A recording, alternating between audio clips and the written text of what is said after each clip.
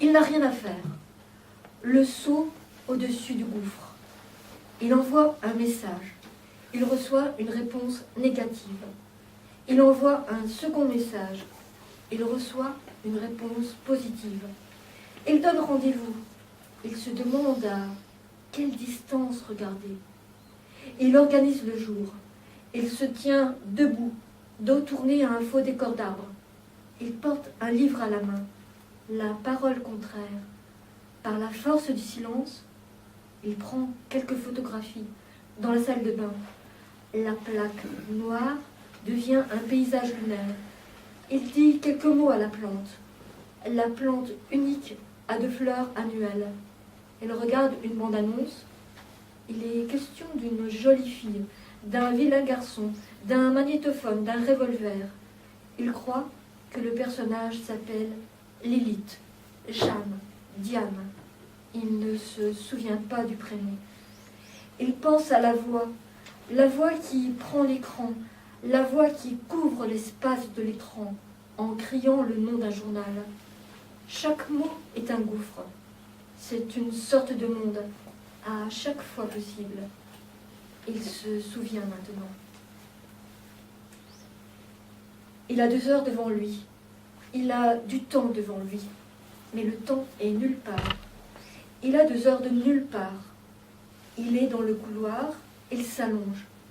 Il ne bouge pas. Il cherche quelque chose, derrière une autre chose. Il pourrait trouver quelque chose à faire. Il a un espoir vain. L'acteur du nulle part est perdu. L'appartement n'est pas très grand, 70 mètres carrés. La perte de temps naît de l'abondance de temps, à avoir devant soi 7200 secondes.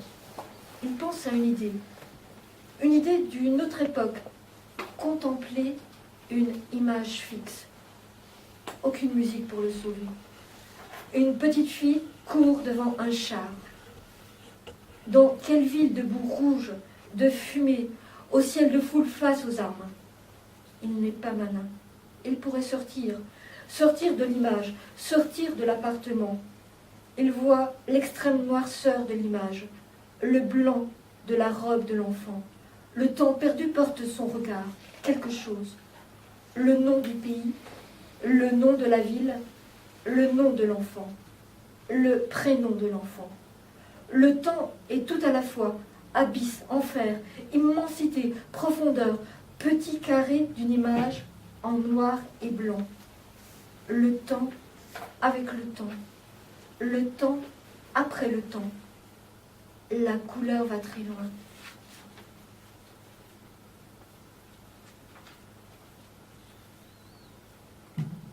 Il ajoute le nombre de secondes du jour au jour passé de l'année. Il a un total de 30 585 600 secondes. Il y a peut-être une erreur, une seconde perdue, ici ou là. Il fait le compte de ce qu'il a appris durant tout ce temps. Le chant de l'oiseau n'est pas un chant. Le flocon de neige est une poussière du ciel. Le bleu du ciel n'est pas le bleu. C'est la langue qui rend intéressant le plus grand livre de l'humanité. L'animal détermine son territoire. L'animal prend toujours le même chemin sur son territoire. Il n'a peut-être pas compris. Il tente de faire une liste d'autres choses apprises, de la page 11 à la page 12. Le jardin est un monde. Le jardin est un lieu humain. Le jardin est un chronotope. Il se frotte les yeux. Le cœur bat entre 50 à 70 fois par minute. La vérité est née dans un pays il y a très longtemps. Il hésite. Au diable, l'île du diable. Il existe un verbe de la sensibilité, dans une autre langue, dans une autre période de l'histoire. Il répète. Le fer s'attriste dans les prisons. Il rage hier et après-demain. L'art du roman repose sur le sens des équilibres, des emboîtements, des pauses, des accélérations, du décor, des personnages. Avec un couteau, il contourne un mot. agneau. Le hiatus n'existe pas en fin de phrase. Encore le cœur touché. De guerre lasse, il observe un oiseau. Silencieux, il ôte un mot, le menteur. Il doit se rendre quelque part, de l'autre côté de la nuit. Il voit quelque chose d'indescriptible. Perturbation, destruction, déplacement. Il voit un homme sans tête, sans bras, sans jambes. Une greffe de barbares dans une ville de ruines. Il voit une image interdite. C'est la nuit. Les yeux ne refusent pas de voir un homme debout, du matin au soir, presque sans bouger. Il voit la tache jaune sur le mur blanc, ce que ses yeux voient sous une photographie en noir et blanc. Il entend, il lit un mot dans une langue qu'il ignore, tu, homme. D'une main, il pousse la roue. Il voit le bleu circuler dans le ciel arracher le bleu descend jusqu'à la terre. Il voit le geste de l'homme. L'homme fait semblant de tirer. Pan! Il se déplace dans une autre partie de la ville. Il entend un mot, il lit un mot dans une langue qu'il ignore. Qui t'a bu? Le livre. Il voit le dinosaure sur la route. Il emporte quelque chose avec lui. Un mot plein de quelque chose. Il reconnaît l'homme debout. Ses yeux prononcent le mot tu, le mot homme dans sa langue. Il voit maintenant dans une autre langue. Il parle maintenant dans une autre langue pour dire les choses descriptibles, les choses indescriptibles, les choses bruyantes, les choses sonores, les choses visibles, les choses invisibles, les choses volantes, les choses animales, les choses mouvantes, les choses immobiles, les choses aperçues, les choses indéfinies, les choses rares, les choses fragiles, les choses végétales, les choses du ciel, les choses de la ville, les choses du bord de la ville, les choses de la lumière. Il voit l'image interdite. Il veut retrouver le visage, celui effacé par les jours, les nuits. Il faut du temps pour retrouver le contour du visage. Les yeux, le nez, la bouche, les cheveux. Il est perdu. Il ne sait pas comment retrouver le chemin. Ce chemin emprunté chaque jour, ce visage chaque jour différent, d'un ciel à l'autre ciel. Il appartient aux mots de nous déplacer. Il y a encore de l'air et de la lumière. Il établit une échelle de la peur, des tremblements, du cauchemar, de l'angoisse, du cauchemar. Il reste enfermé dans ce périmètre de la peur. Il frotte ses paupières, ses sourcils, son front. Le cauchemar n'est pas une suite d'images brèves, avec pour point d'orgue l'absence du visage. Celui sans contour, sans peau sensible, celui d'une surface aux deux yeux sombres. Il veut écouter le visage, en plein air, une voix s'incline, comme un rappel de la nuit. Il se précipite, il voit la fiche déchirée, des mots dans une voix en désordre, un mot inaudible. Il veut retrouver le visage.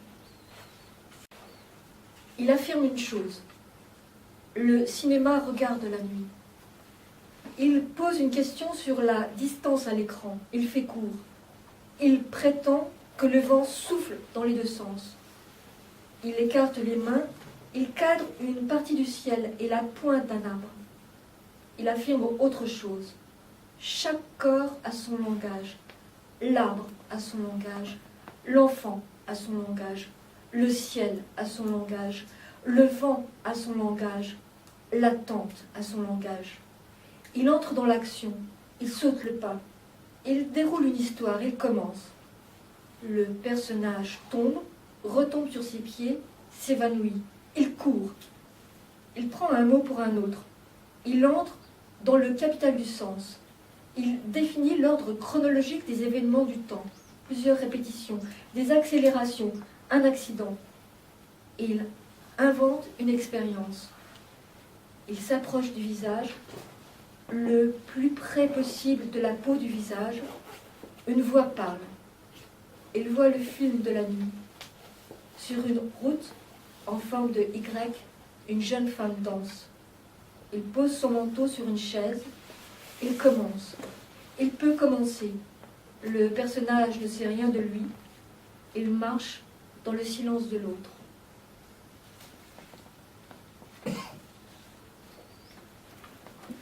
Il raconte quelque chose ne meurt pas.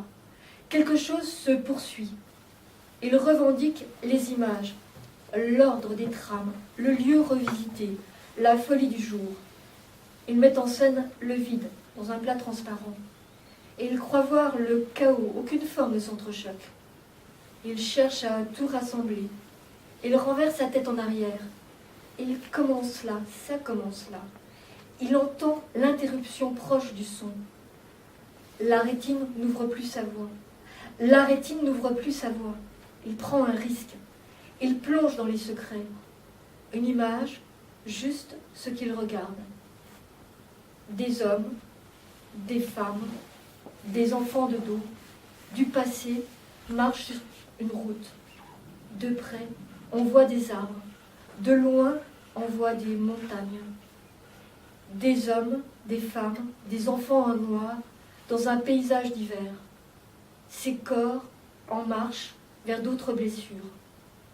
Il entre dans l'espace, il entre dans la marche silencieuse des corps fatigués, des corps blessés, des corps qui marchent sur un chemin tracé par la folie d'autres hommes.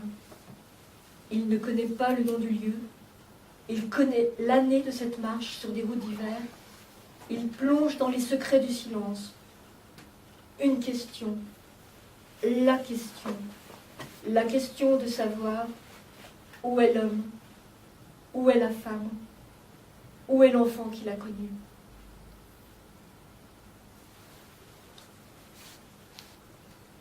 Il appartient à un combat. Il est vrai que l'idée de commander le dépasse. Il est vrai que l'autorité le menace. Il adopte la position du marcheur. L'idée lui échappe. L'idée est une bataille. Chacun est à sa place dans la bataille de l'invisible. L'idée n'est plus une bataille. S'il ne faut pas s'opposer aux gens, aux groupes de gens, aux gens dans les groupes de gens, il faut s'opposer à la dissipation de l'idée. La phrase est longue, très longue, trop longue. Elle s'enroule autour de l'idée, elle serre l'idée jusqu'à l'étouffer. La phrase appartient à la réalité. La phrase est pleine de réalité jusqu'à sa fin. Il appartient à l'espace, l'espace réel de la phrase, l'espace imaginaire de l'idée, l'espace de la trajectoire de la phrase. Il marche sur la trajectoire de la phrase.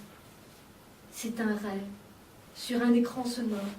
Le temps donné, le geste, le chant du geste accompagne le marcheur. Il appartient au nom de l'espace de la phrase. Elle se dilate, s'étend, déborde de la durée arpentée. Il appartient à l'espace de la phrase. Le visage simple, le visage aperçu, le visage contemplé du jour.